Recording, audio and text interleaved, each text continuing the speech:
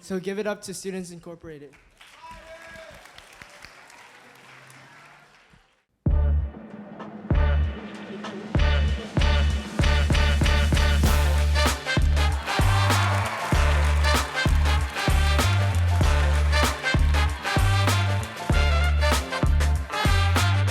Welcome to Students Incorporated podcast, where we dive into relevant topics and issues related to the world of business, technology, education, and design. I'm your host, Mr. Jason. Episodes include student conversations, interviews with thought leaders, and inspirational stories with an international flavor. This podcast is created and produced with the help of students from the International Community School of Bangkok.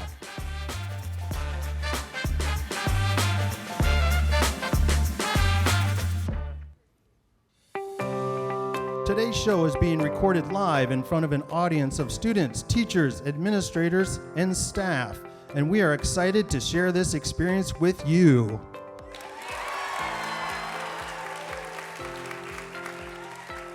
In this episode, we'll be talking with several members of our school community, 3 of whom are alumni of ICS, and 1 of whom I could refer to as a near alumni, and all of whom have come back to school not as students, but as teachers, which affords them a very unique perspective we can all learn from. In our first segment, we'll welcome Mrs. Asia and Mr. G, and then our second segment, we'll welcome Mr. Tent and Mrs. Lin. I'm also joined by our co-hosts Lion and Ronnie.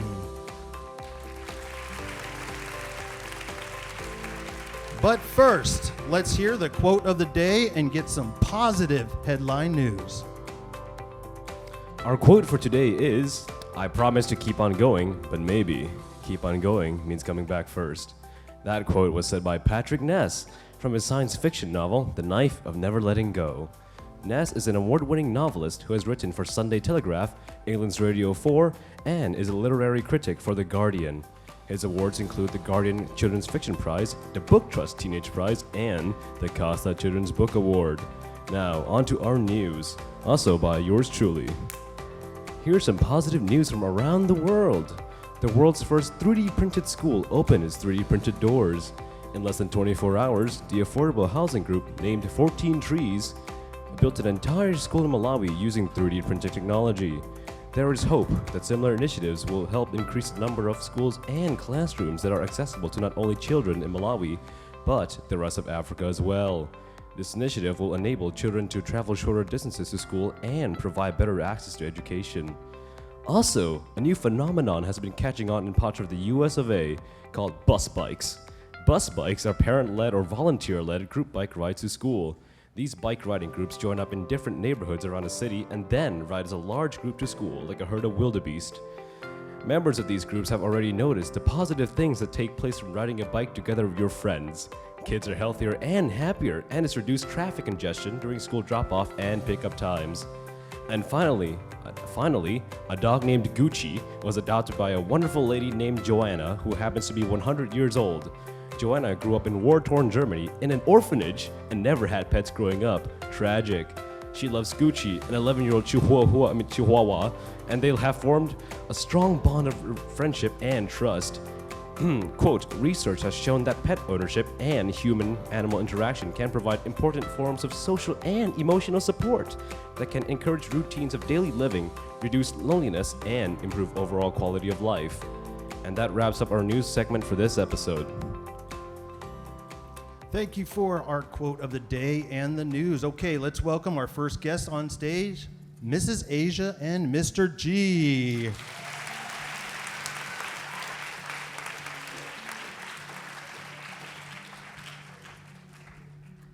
Okay, Lion will kick off this segment with our first question.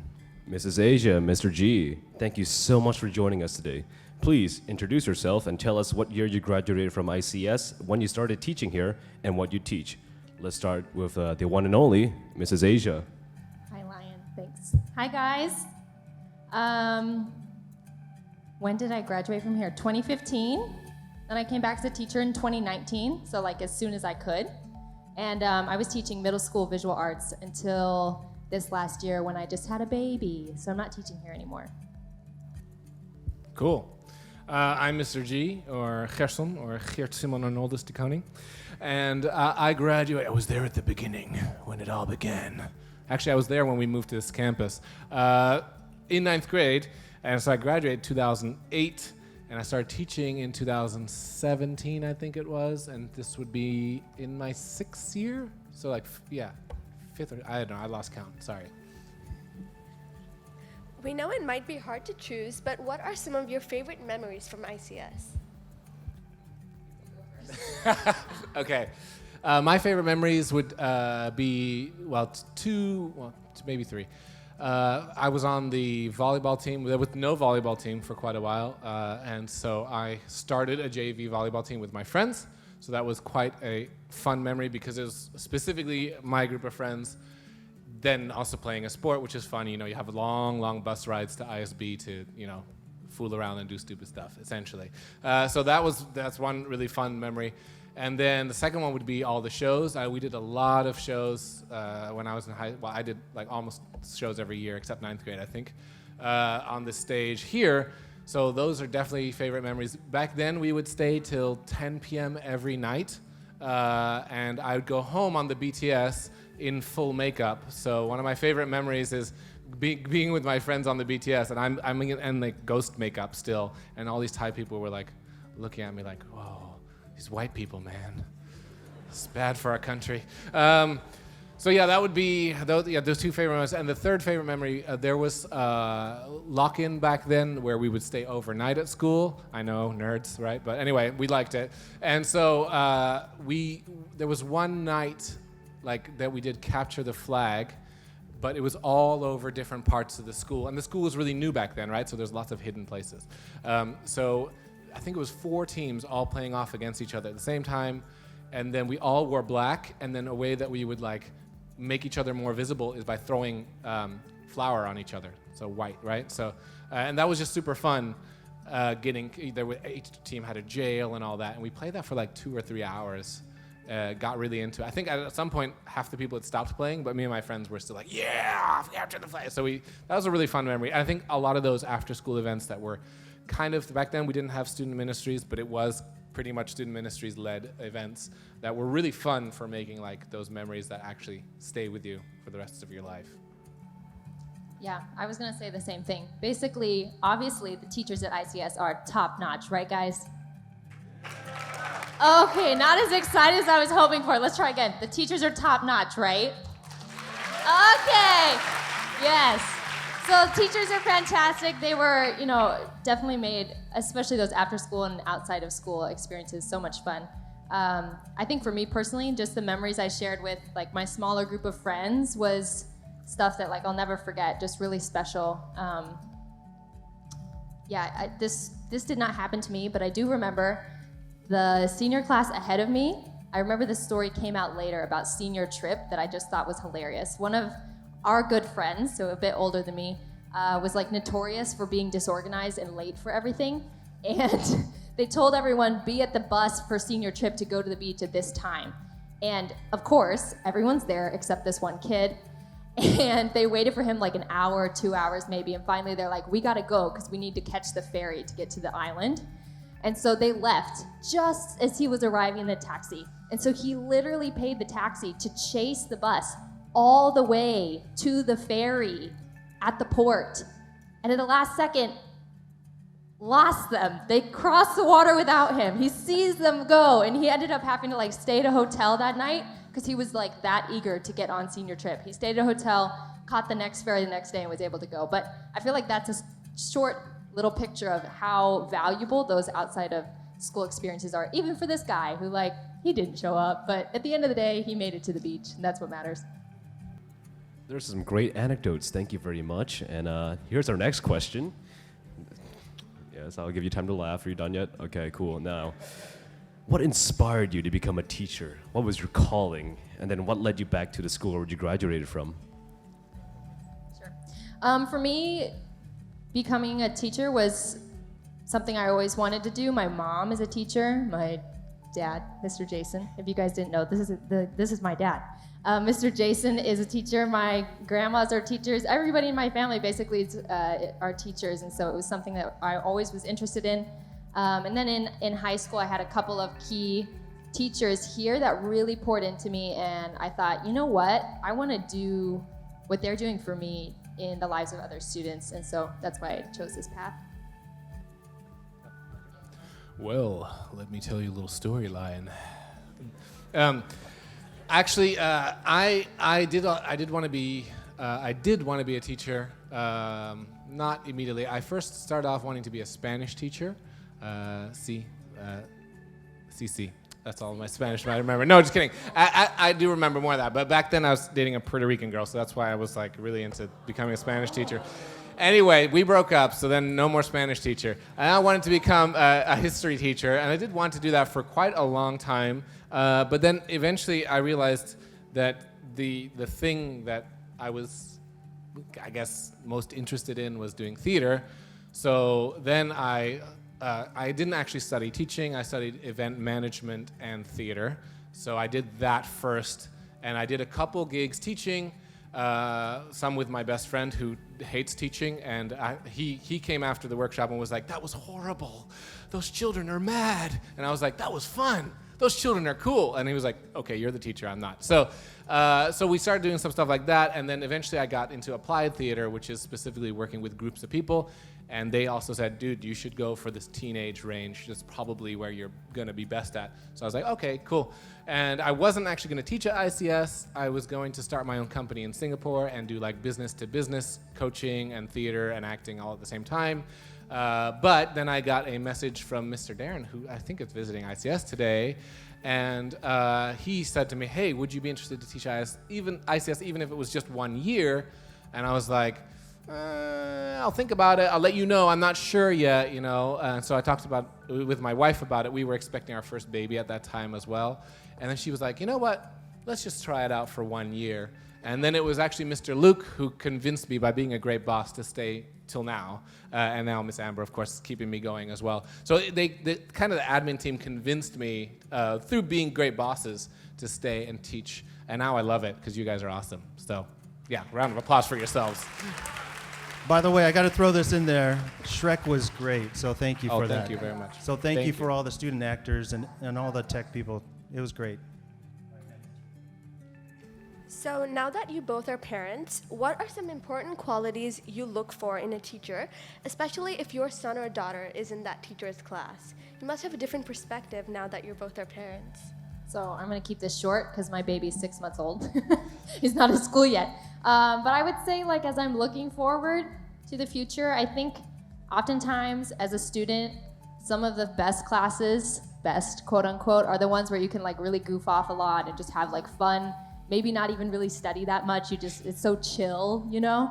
But now as a parent, I think like, I don't know, like the better version, right, is to actually have something more rigorous. So in my mind as a student, it's like, what, can I like slack off a little bit here? That sounds really fun. But probably what's better for my baby is to be in a class that's gonna like push him, you know? So maybe that's where my mindset has changed a bit now that I'm a parent. Still have fun, but also study. I feel like a diverse experience is the most important. Getting different perspectives from different types of people, different types of specialisms, right? So I feel like being well-rounded and holistic in the approach is important. But I think the most important thing, and I do think that's something that ICS does have, is teachers that care, that even if their opinion is different than yours, they'll still respect you as a person. I think that, to me, is the baseline of extreme. Like, me and the teacher could disagree completely on something, but as long as I felt like the teacher was trying their best to teach my child, I think that's the most important thing to me. And then, obviously, growing in character. When I didn't have kids, when somebody asked me, "Would you rather have a smart kid or a kind kid?" And I said, "Smart kid." And now I'm like, no, kind kid. Like, It's much more important to be a good person than it is to be smart, or the smartest in the room. So I feel like if they teach that aspect, I think that's really important to me. I think kids know too, like if you care about them, they can tell. And so I think that even from a really little age, it's important to be with people who care, truly care. Thank you for that, everybody. Time for our next question. This question is more in line of our chapel's usual questions.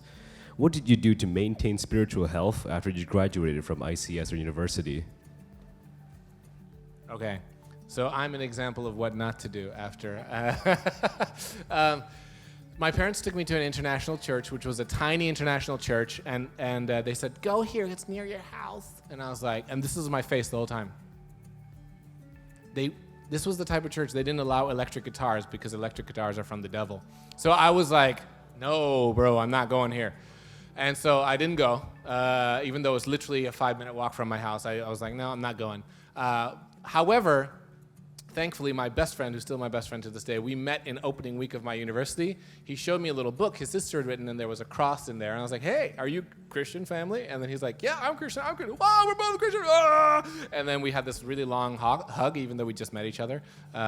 We're very passionate people. And then, and so that did maintain some sort of spiritual growth, but I wasn't going to church for quite a number of years, simply because every time I would go to one, I would find something I disagreed with, even if overall it was good. I would nitpick the one thing I didn't like. So, oh, well, that pastor mentioned something about women that I didn't like, and so the whole church is gone. So I did that for, I think, a year and a bit, and then my wife flew over, and she was like, oh, let's just go check out that church that you hated so much, that one time you visited and judged in one go, because maybe you were judging too fast. I was like, no, I don't judge too fast. Totally do. Anyway, and so I went again, and that ended up being a really great church because I kicked back at them a little bit about certain things like electric guitars. But they wanted that. They wanted to grow as a church, and so we ended up joining their worship team. I even brought an electric guitar one time and got away with it. And the church grew quite a bit from that, and from being in a place where I was judging others because they didn't interpret that verse the right way or whatever. I went to more of a place of like, okay, how can I contribute to a community in a meaningful way, even if I don't agree with everything that this specific pastor or whatever believes? And I think it's really that Bible verse, looking at the splinter in your own eye rather than the log at your own eye rather than the splinter in someone else's eye. I think that's really what I was doing. I was really focused on like their errors and problems, whereas I obviously had judgment issues, which I've worked on now, guys. You're perfect now, right? Yeah, I'm perfect now. I think along the lines of obviously being a part of a church is important if that's important to you, but choosing friends, I think, is just as important. Who you're surrounding yourselves with, not just on a Sunday when you're going to church, but who you're spending your time with the rest of the week is key. Obviously, not just insulating yourself with people who only think like you and only act like you, but maybe making those inner people who you trust the most and want to grow with, people that you agree with and have similar values, because they're going to push you to be the person that you want to be, rather than all of a sudden 5-6 years later realizing, oh my goodness, how did I get off track from this vision of who I was going to be when I was 18 years old? Choosing those people, especially if you're far away from family, is really important in the maintaining those relationships. Yeah, I would even say like finding people who challenge you. Like I went to a secular university, and a lot of those friends of mine that I made there that were the right friends, they questioned me on things in my faith, even though they're not Christians. So why do Christians believe X, Y, Z? And I'd be like, oh, actually, I don't know. You know what I mean? And it forced me to actually examine things that I believe rather than like blindly accepting things, which it can be easy to do if you're surrounded by that. You can kind of go, oh, that makes sense, right? But does it? You know? And getting those smart people that actually sharpen you, yeah, and that's a really good point. Okay, thank you for that advice. And now, breaking from our normal format slightly, we've got 2 questions from our audience. Go ahead and step up to the microphone, introduce yourself, and ask your question. Our student question can come first. My name is Eliza, and I was just wanting to know, what were some cultural challenges that you guys faced when transitioning from high school to university in a different country? Okay, the biggest one for me, obviously there were lots of probably little things, like I remember a friend telling me she went to the States for college and was like, what are mailboxes? Like things like, you know, little things that are important in life that you just don't think about. But the biggest thing for me was probably like going to the US for college, which is where I went, and then getting a job, which in certain cultures, American culture, most kids get jobs really early and start driving cars at like 14, 15, and they have jobs throughout high school. So I was like showing up as an 18-year-old and like hadn't really had a real job. I had a driver's license, but I could barely drive. Like just things that I was not adjusted to. So learning like what it looks like to have a job was really important to me. And I think my first my first job experience was kind of like a fail. And it taught me a lot because I didn't know what I was doing going into it. And I think my bosses were expecting that I had more wherewithal than I did, that I'd had more experience, because obviously they assumed that I had been working before. So that was probably my biggest thing. But there's not really any way you can prepare for some of that until you just have to go through it, fail, get back up, and keep going. Okay, yeah, my biggest one, starting as a city boy in Bangkok, there is no 7-Eleven in the Netherlands. And if there is one, it's not open 24 hours. This baffled me. I got to the store at 6 p.m. and they said, "Sir, we're closed. It's 6 p.m. Who would shop after 6 p.m. for groceries?" And I was like, I would. Can I go in? And I had no food, so I begged the lady to please let me go grab some food. So she let me in, and in 5 minutes I grabbed some crap. I don't even know what I got. And then I went home and ate it, poorly cooked as well. So that was shock number one. An on-time culture is very different than a Thai sabai culture, okay? I would go to meetings. You know, we'd have like meetings with our uni people. Say it's at 9 a.m. I'd show up at 9:15 because, you know, right? I can show up a little late. And I show up with food. And I'd be like,กินอาหารนะครับ. Well, I wouldn't say that, but in Dutch, I'd be like, yeah, go ahead, eat, whatever. And then they're looking at me like, dude, so rude. Why are you eating at a meeting? That's so weird. Gotta get work done, man. I'm like, oh, sorry. And you're late. It was so bad. I was so late that like my lecturer called me out in front of a lecture hall this big and was like, you can never be late because you're not inconspicuous. And so things like that, I think. And then another thing would be like a direct, blunt culture versus a Thai, more like conflict avoidant culture, or like you use friends to talk to other people about problems, whereas Dutch people are very, very direct and very blunt. One of my first questions I got, I think the day of my first day of class, somebody went, "Oh, you're a Christian? What's your stance on abortion?" And they just met me, and I was like, "Whoa, okay." So that blunt versus, I think again, those cultural shocks, not something you can prepare for that much. You just have to go through it. The time thing, though, like if you can practice being on time now, if you plan to go to a college where you're in like a Western setting, practice being on time now because it will pay off. I feel like I'm still learning to be on time. Tech class is a great place to practice that, FYI. All right, hello, my name is Mr. Mike. What's the weirdest thing you have found either in the teacher's break room, refrigerator, or the classroom that you moved into? The weirdest you probably have found really weird things. The weirdest thing I found was I went through a stash of old photos, okay? And so I've been at school here. And so some of the photos, I was like, okay, that's just me on stage. Cool. I found a photo of me in that play. That's so cool. But there's one photo of me doing tech stuff, but it looks like it was taken secretly around a corner. And like, I'm not even looking at the camera. I'm like focused on what I'm doing. And I'm in one of those weird working positions. So it's a very creeper, like stalker photo. And I was like, who took this photo? So I asked Miss Sheila, like, did Mr. Phillip take this photo of me, or did somebody else take this photo of me before? She's like, no, we never. Maybe somebody from the yearbook club took it of you. And then I went back to the year that I was in, and I looked at the yearbook club, and I was like, it's nobody from the yearbook club. So it means I had a secret admirer who took that photo of me, unbeknownst to me. But the fact that I found it is the weirdest part, because like it's not even a good photo. It was just there in the stash. Is it hanging in your office? No, it is still. I kept it just because it's a weird memory. Yeah, that is unnerving. It's very strange. Mine is not that exciting. I found like in the art room, I was going through my first year all the closets, and some of the cabinets are like really high up there. So I was like up on a stool and opened these really tall cabinets up at the top, and there were just like these heads. Fake heads sitting up in the closet is like, whoa, really shocked me, because a lot of the cabinets were empty, but that one, just real surprise. Some heads. All right, thank you, audience, for those questions. Okay, thank you, everyone. That concludes our first segment. We'll return for part 2 right after this short PSA announcement.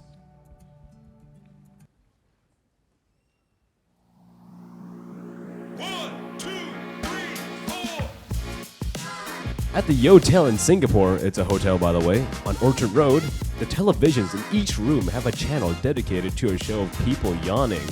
Yes, you heard that correctly, just people yawning. According to WebMD.com, a very credible source, yawning is a common reflex where you open your jaw wide, taking a deep breath, and then quickly exhale. Typically, you feel more relaxed right after you yawn. There's no exact reason why people yawn, but there are many theories, none of which are listed here. If you glance over at your neighbor and you see them yawning or sleeping, feel free to gently, or not gently, elbow them to wake them up. Okay, back to our show. Okay, we are back for part 2, and we welcome our next 2 guests, Mr. Tent and Mrs. Lynn.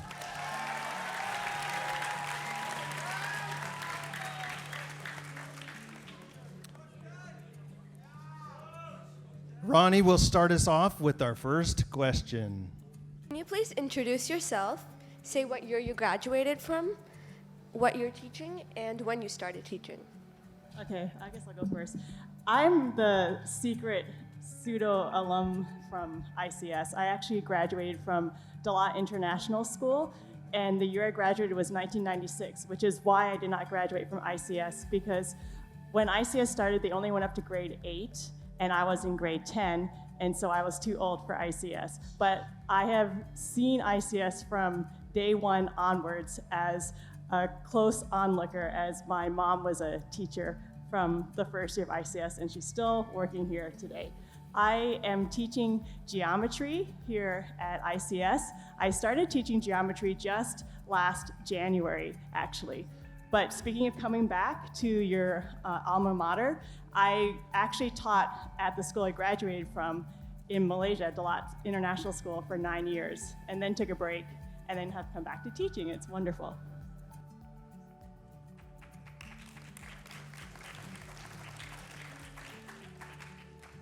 Hi guys, Mr. Tent. I graduated in 2013, and I started teaching. I was a TA at a school down the road called Verso. I was there for 2 years, and so this is technically my first year teaching as an actual teacher full time. So yeah.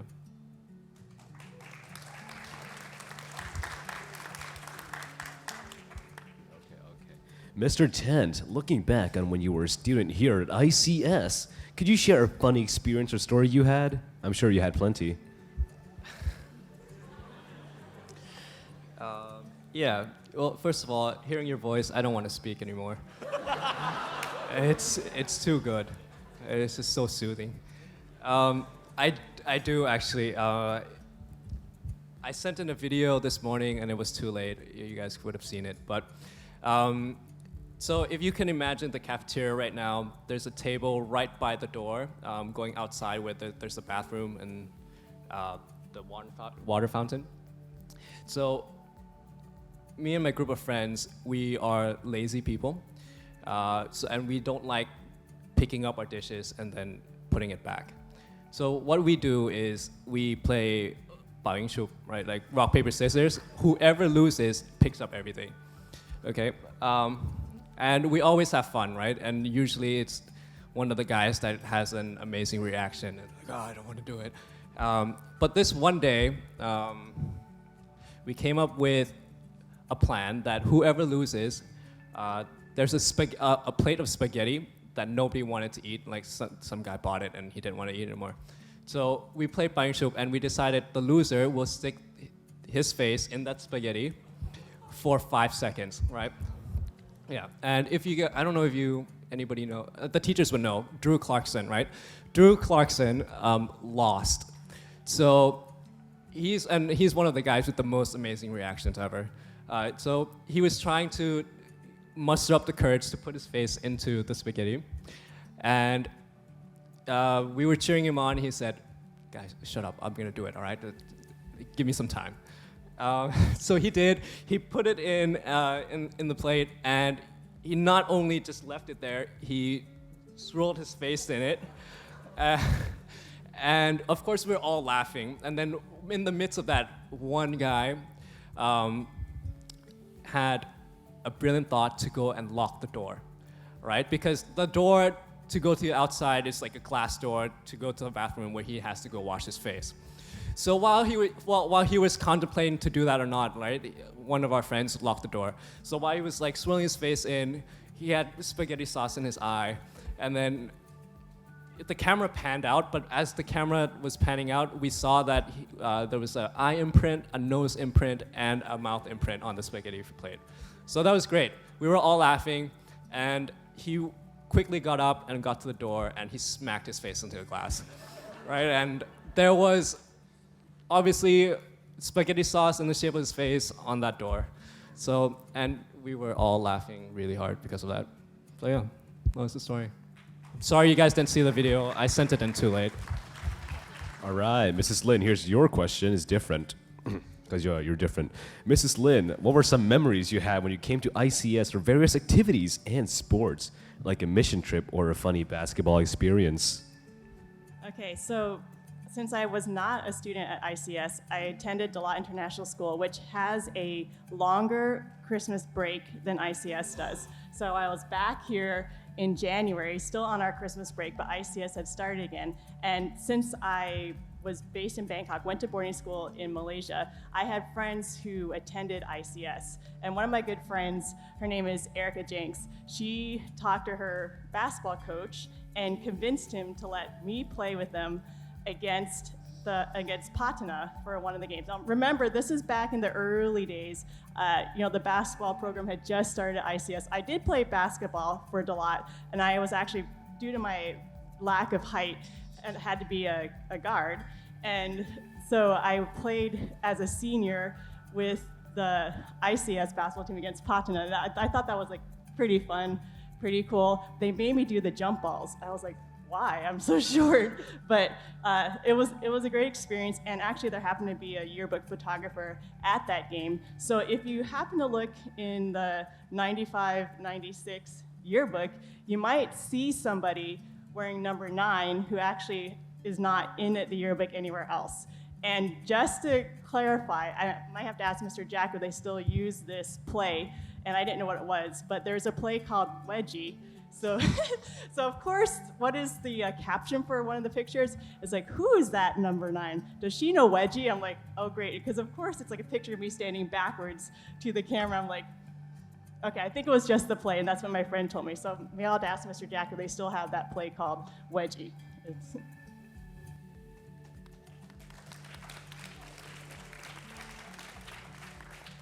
If you could start high school all over again, what would you do differently this time?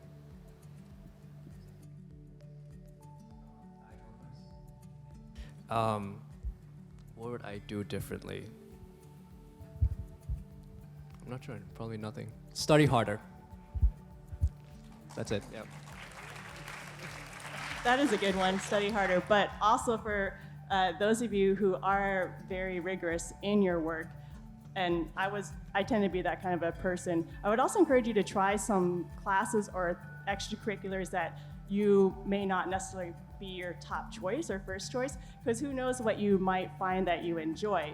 For example, of course I'm a math teacher, so I really liked math and that kind of thing, but I more recently stepped into a side career of doing fitness, and I had no idea about that. Or the fact that I never ran farther than 2 miles in high school. It was like terrible. The worst thing in the world. And I hiked up this really steep hill with a bunch of kids in my youth group and barely made it. And now if you know me, I love running, I like trail running. So these things I could have started enjoying earlier on if I actually had an open mind to try some of these other things. So don't just stick with the things that you know you like or the things you're good at, but try a few other things and be willing to maybe not be as good at them, but just give them a try too. Yeah, that's a good answer. I would probably say the same thing then, yeah. Yeah, sure. Going off of that, I'll change my answer. I would study harder and try other sports, right? The only sport I ever played was football, soccer, and that's the only thing I know how to play relatively well. And now as a PE teacher, it's a little bit embarrassing when you can't make free throws and you're trying to teach the kids how to do free throws, right? So, yeah. All right, Mr. 10, back to you again. Now that you are a teacher at ICS, how does it feel being colleagues with some of your former teachers? Really weird. It's really, really weird. I still call some of them Mr. and Mrs., and I call some of them just by their first name. I'm trying to figure it out. I don't know what I'm supposed to do, to be honest. I call Jack, Jack, and I call, Tim, Tim, but Mr. Steven is Mr. Steven, right? And I don't know, Miss Carly is always gonna be Miss Carly. I think the difference there is because I spend more time with the PE department, so the coaches and all that stuff, so I'm closer to them, I guess. It's also been really fun. If you don't know Mr. Jack before, Mr. Jack was really scary, probably still is. And he doesn't make a lot of jokes when I was here. But Mr. Jack has a lot of great one-liners, if you guys don't know, and it cracks me up. And also, he roasts people in the PE department so much, especially in the line group. You can't get away with it. Like, you just get burned constantly. Can you give us an example? No. I can't think of one. There was one time he just took a picture of his bicep. I don't know what the context was. I forgot, but he was like, "I'm big" or something. It's just a picture of his bicep, and that was it. All right. I'm sorry. Excuse me. Now, Mrs. Lin, another question for you. Since ICS only went through 8th grade when you were in high school, like you said, what were some interesting things about ICS that you remember that first year? Your mom, yes, was an elementary school principal. Okay, well, ICS actually started before my mom became the elementary principal. She actually started off as a 3rd grade teacher. But I do remember walking around campus, helping to get things set up for her in her classroom. And ICS is now at its 2nd campus. Its first campus was back in Prongjai, and it was an old teak wood, no air conditioning, no window screens. Talk about like mosquitoes, kind of hot. I think there were fans, but if you had the fans on, then all the papers like fly off the desks and things like that. And there was one computer for the whole school. That was it, one computer. And this I didn't know, but my mom told me that at lunchtime, the headmaster and the teachers would sell ice cream at lunchtime. So how like different how far have we come now? It's so different, but you can see from that the teachers cared about the students, and not just, well, I know ice cream's not healthy, but not just for like them as to educate the students, but also just to be with them and to create an atmosphere of kindness and caring and belonging as well too. One other thing too, you think sometimes the flooding might be bad here on campus. It got pretty bad over there because of the location. You're talking like wading through up to your knees, things like that. Books in the library got wet. So we have come a long way. So just appreciate the comforts that you have, like an air-conditioned indoor meeting space for things like chapel, things like that. I also remember seeing boats because it was flooding. I think Miss Sheila might have that photo. I'm not sure. Yeah, boats. Like they had to like use a boat because it was flooding so bad. Yeah. So moving on to a more serious topic, were there any times when your faith was shaky in college? And what advice would you give people to help them in this area? I'll go first. I graduated from an international Christian school, just like you, in Southeast Asia, and then I went to college in the US, and I thought I was pretty knowledgeable about the world, and because I lived multiculturally, and I had experience in different cultures, and it just blew me away how many different ideas and opinions and thoughts that people strongly believed when I encountered them at university. And it made me really start to question, so even though I grew up in this faith, because I am a Christian, even though I grew up in this faith, what's really true? Because I mean, what's like the absolute? And I had to decide because I was encountering all sorts of different things. Even I did go to a Christian university. I went to Wheaton, but even there, the professors would tell you things and introduce you to things to make you think and really analyze why you believe what you believe. It's not just, oh, that's what I grew up with. And that was really, really challenging to me. And I realized that I had to decide what was absolute. Was it what I felt? Was it what I thought? Or was it something else? And it is beyond me. It's beyond you. It's beyond all of us.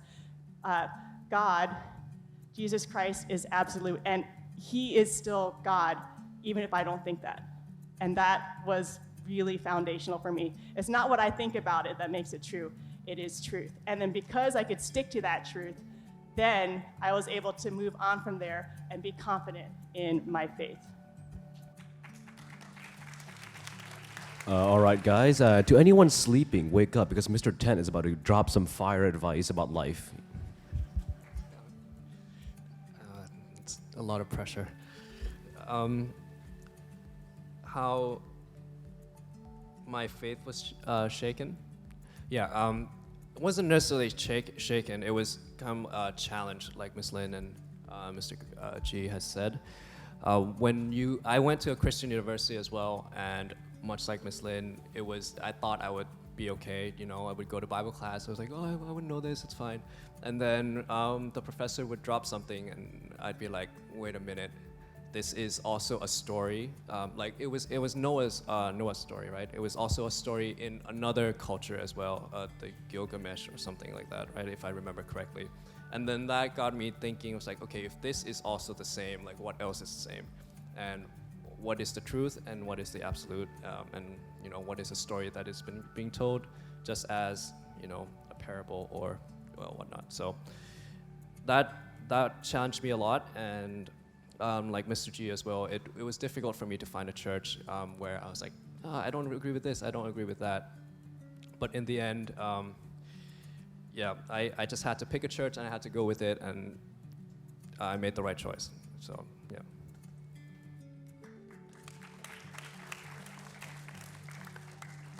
Okay, and with that final piece of advice, thank you very much. We are running out of time. Can I have our other guests join us on stage, please? Let's give all our guests a big round of applause again. Thank you. Okay, as always, this podcast would not be possible without the hard work and support of our international student production team. Thank you to our co-hosts, Lion and Ronnie, our tech engineer, Micah, for his help, our producer, Poo Cow, our administrator, Machi, and our outreach coordinator, Darren. And thank you to our live audience, you guys. You'll be able to listen to the entire episode when it releases on November 24th, which is Thursday.